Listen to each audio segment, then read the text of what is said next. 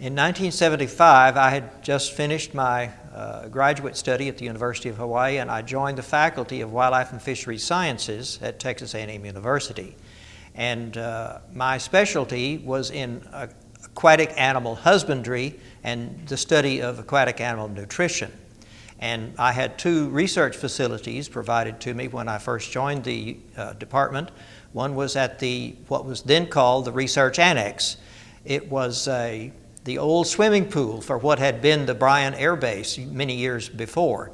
And it seemed appropriate to the authorities at the time that someone who was interested in growing fish and shrimp would have the swimming pool as his research facility. Well, that swimming pool had an old dressing room adjacent to it, the men's on one end and the women's on the other.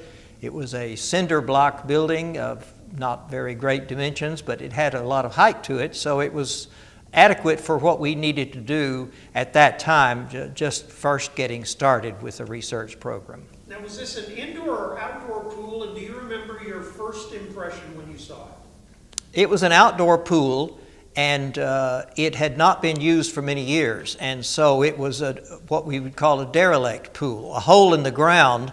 It had what looked like cracks in the bottom, but they weren't really, they were just marks on the bottom. And my first impression of that and the rather dilapidated looking dressing room adjacent to it was, good grief, what are we ever going to do with this?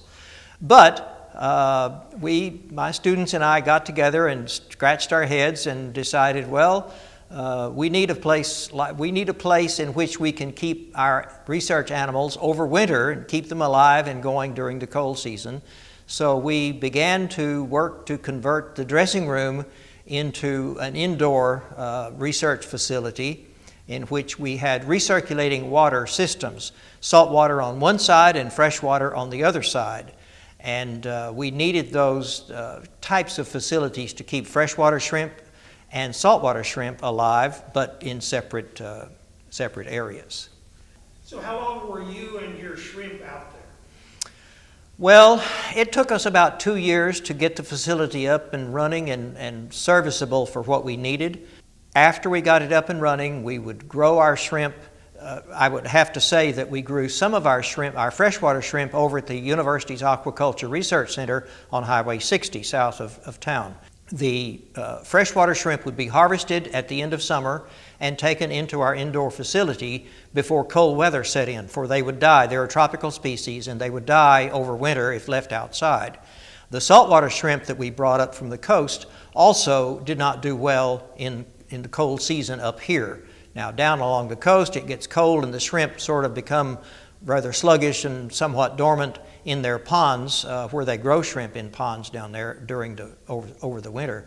But still, for our purposes, for research purposes, we had to keep them at warm temperatures. So we heated the water, we kept it warm, and you can't afford to heat water and dump it out when it's used and then bring in new water and reheat it. So that becomes economically unfeasible. So we had to recirculate our water to keep it at the right temperature, and for the saltwater purposes, obviously you can't afford to use salt water for aquaculture purposes once and then dump it because it's used. You have to clean it and reuse it.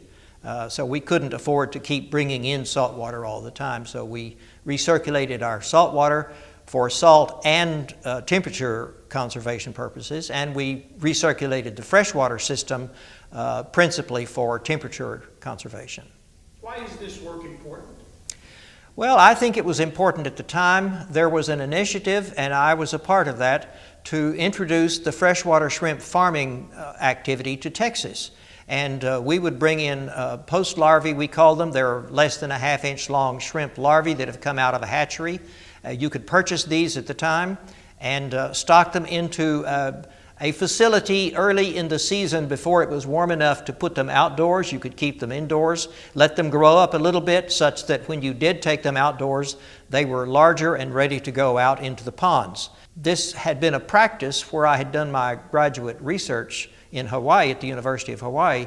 The state there had promoted a freshwater shrimp farming program, and one of my tasks was to bring that to Texas and introduce that around.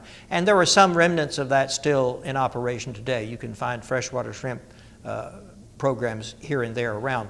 Not as prolific as I would have hoped at this time, but one outcome of the research that I did at the research annex in our recirculating dressing room facility was that a company interested in growing shrimp in an indoor facility, in a recirculating facility at a commercial scale, was touring the country looking at shrimp culture operations, and they came by to visit our operation. They liked what they saw, and they asked me to join their program and to leave the university. So after 5 years of developing the facility there, I left the university. The students that I had finished up the work that they were on, and new students coming into the program were more nearly directed toward fish culture rather than shrimp culture, which was the major emphasis of the aquaculture program at that time. But I left the program after 5 years, and that was when the principal activity of shrimp culture at the research annex ceased at that time.